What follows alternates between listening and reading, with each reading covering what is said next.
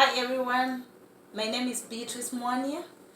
Today is the 15th of September 2019 and I'm here to talk about the function and structure of epithelial, connective, muscle and nervous tissues. They are grouped according to function and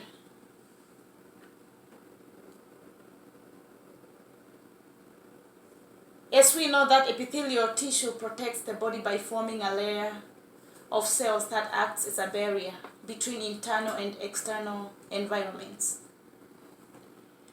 And the first structure or the first type of epithelial is ciliated.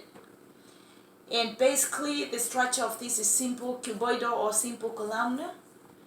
And its function is that the cilia move substances along a tract, and mostly we find this in the upper respiratory tract, female reproductive tract. And next is exchange type of epithelia, which is simple squamous in structure.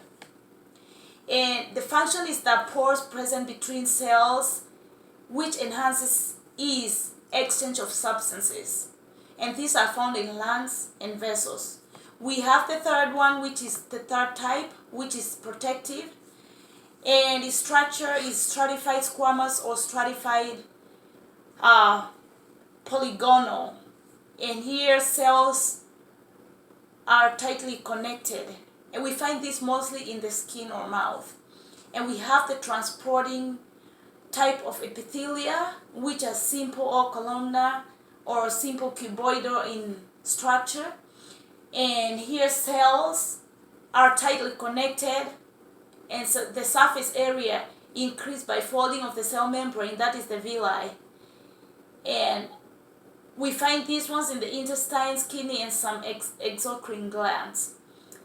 And the last one is secretory, which is simple or stratified.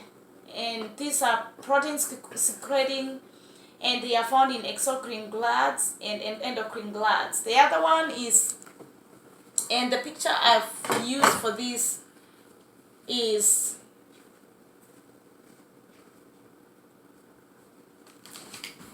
this one.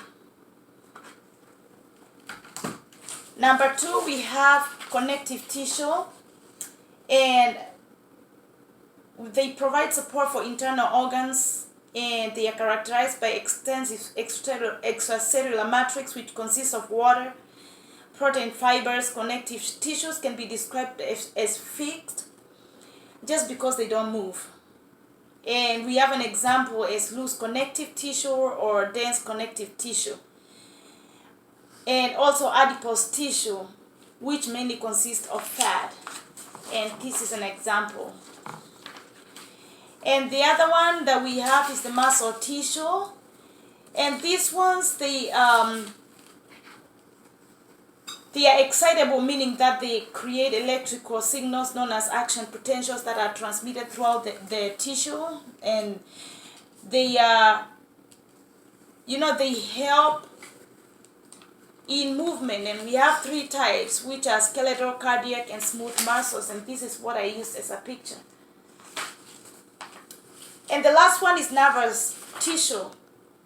And nervous tissue, we find these ones mostly in the spinal cord, and